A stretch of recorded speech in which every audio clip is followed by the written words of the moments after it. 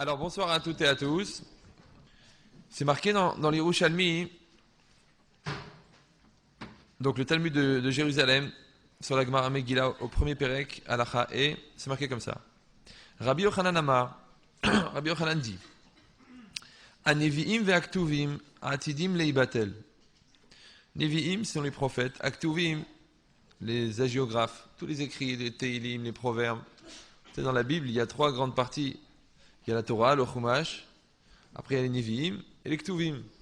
Maintenant, les deux dernières parties, qui sont les Nevi'im et les Ktuvim, elle dit Rabbi Yochanan, la Hatid Lavo, ça veut dire à l'époque du Mashiach, ça sera annulé. Alors les Nevi'im, c'est normal, puisque la majorité des prophéties ont été écrites pour l'époque du Mashiach. Donc quand on arrivera à l'époque du Mashiach, on n'aura plus besoin des prophéties, puisqu'on les vivra. D'accord? Après, c'est marqué Vechamisha Chumshe Vechamisha Sifre Torah. Maintenant, les 5 livres de la Torah. Enan Anatidim Leibatel. Mais les 5 livres de la Torah ne seront pas annulés. Ils resteront encore. Maïtama, l'Agmara dit pourquoi? Parce que c'est marqué Kol Gadol Velo Yassaf. Au moment, quand on raconte dans la Torah le don de la Torah, c'est marqué Kol Gadol, une grande voix. Velo Yassaf, elle ne va pas s'interrompre. Donc ça veut dire que la voix de la Torah, elle va continuer, même après, même la Hatid Lavo, à l'époque du Mashiach. Rabbi Shimon ben Levi Amar, Rabbi Shimon ben Levi, il a dit Af Megillat Esther. Aussi la Megillat Esther, Ve'alachot et les lois, Enan Atidim Leibatel, ne vont pas être annulées. Nemarkan Kol Gadol Velo Yassaf, parce que c'est marqué ici dans la Torah, à propos du Sefer Torah, Kol Gadol Velo Yassaf, une grande voix qui ne va pas s'arrêter. Ve'nemar Le'alan, Ve'zacham Velo Yassaf Mizaram, oui, c'est marqué à la fin de la Megillah. Et ils s'en rappelleront, et ça ne s'arrêtera pas pour leur génération. Donc de la même manière qu'après, à l'époque du Mashiach, on va garder encore les 5 livres de la Torah, de la même manière, on va aussi garder la Megillat Esther. Alors nous, on dit c'est bizarre. Parce qu'on dit on va annuler tous les prophètes, on va annuler tous les... Enfin, annuler, ça veut dire qu'on ne fera plus mention, mais on va garder la Megillat Esther. C'est bizarre, parce que tous les prophètes, tous les rois, toute l'histoire du peuple d'Israël, elle est inscrite dans la Bible à cet endroit-là. Maintenant, les Khamim te disent attention, on va garder quand même la Megillah. Tu mets la Megillah dans toute l'histoire d'Israël, c'est un épisode très court. Si tu prends toute l'histoire d'Israël, depuis la sortie d'Égypte, il s'est passé tellement de choses. Donc à partir de Yehoshua, on va enlever tout le reste, on n'a plus besoin. Mais on va garder la Megillah d'Esther. Qu'est-ce qu'il y a de spécial dans la Megillah?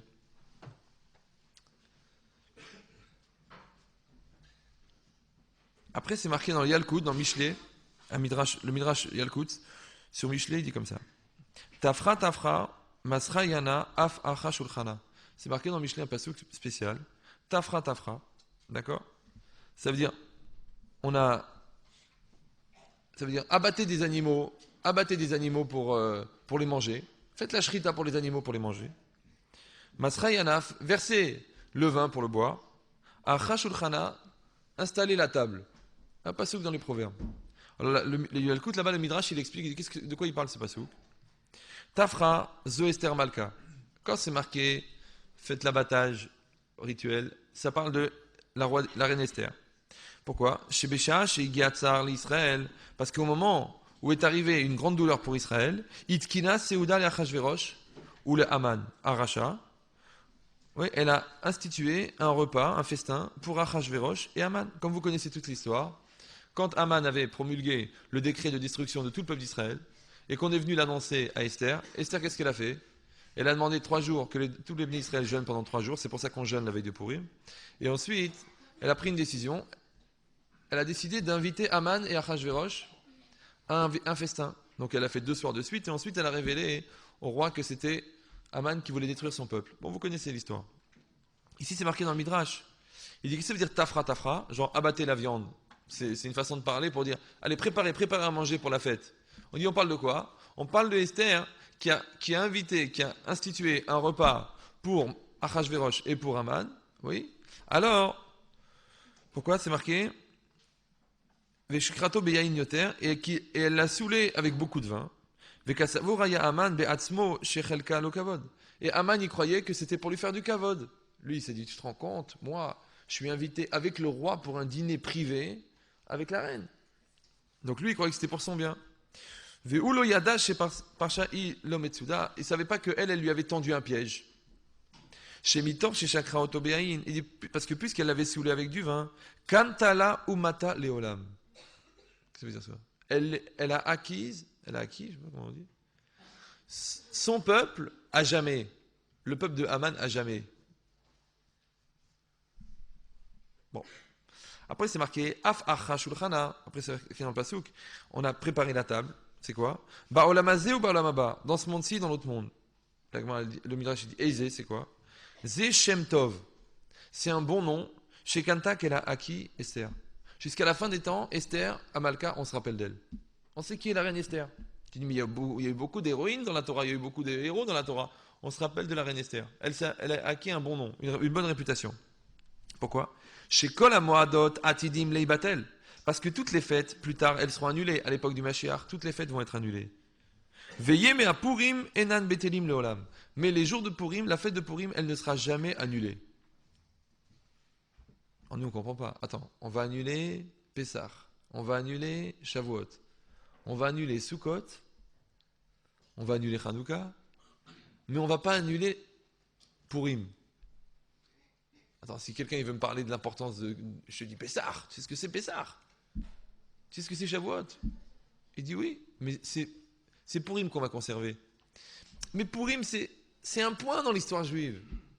Bon, c'est joli, c'est bien, les Israéliens ils étaient menacés. Bon, finalement, il y a eu un miracle, ils ont été sauvés. Mais combien de fois ils ont été menacés? Combien de fois ils ont été sauvés? Pourquoi on a gardé juste la Megillah d'Esther? Juste Purim. Juste la Megillah d'Esther, on a dit en haut. On gardera le texte de la Megillah d'Esther. Et on gardera la fête de Purim. Amar Rabbi Eleazar, Af Yom HaKippurim. On gardera aussi Yom Kippour. C'est-à-dire qu'il faut s'imaginer qu'avec la venue du Mashiach, les deux fêtes qui vont rester, c'est Yom Kippour et Purim. Il dit Lo Ibatel Leolam, ça sera jamais annulé, Yom Kippour. Pourquoi? Parce que chez Neymar, Ve'aita Zot Lachem Lechukat Olam. Parce qu'il est marqué dans la Torah, et ce sera pour vous, Lechukat Olam, ça veut dire une loi à tout jamais. Donc tu vois donc Yom Kippour et Purim sont des fêtes qui vont rester à l'époque du Mashiach. Alors nous on dit pourquoi? Pourquoi toutes les fêtes vont disparaître et Yom Kippour et Purim ça va rester? Alors pour comprendre ça, ce qui est marqué à propos de Rabbi Yochanan, que tous les textes de la Torah, on va garder le Chumash. Et tous les autres livres de la Torah, ils vont disparaître. Alors, le Raphaël Friedlander, il explique, il dit en vérité, tous ces livres-là, ils ont été créés, comme elle dit la Gemara, qu'en vérité, il y a eu des millions et des millions de prophètes en Israël. Des millions. Mais on n'a retenu que les prophéties qui parlaient du Mashiach. C'est-à-dire des prophéties qui ont parlé à court terme, à leur époque, qui ont dit voilà ce qui va se passer dans 10 ans, dans 20 ans.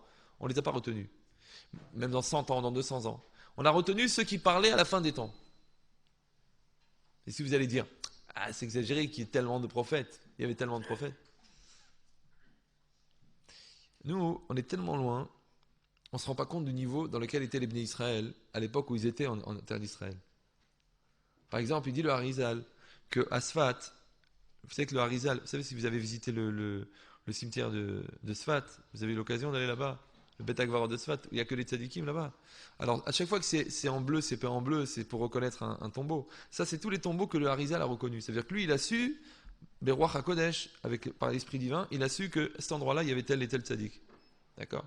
Il a dit sur un versant d'une montagne de Sfat, il y a 1 200 000 tzadikim gmurim qui sont enterrés. Nous, on ne comprend pas. Si quelqu'un dit, t'as rencontré un jour un tzadik, mais tu peux imaginer des millions de tzadikim, toi? Des millions de tzadikim. On ne sait pas quel niveau de Kedusha ils avaient atteint.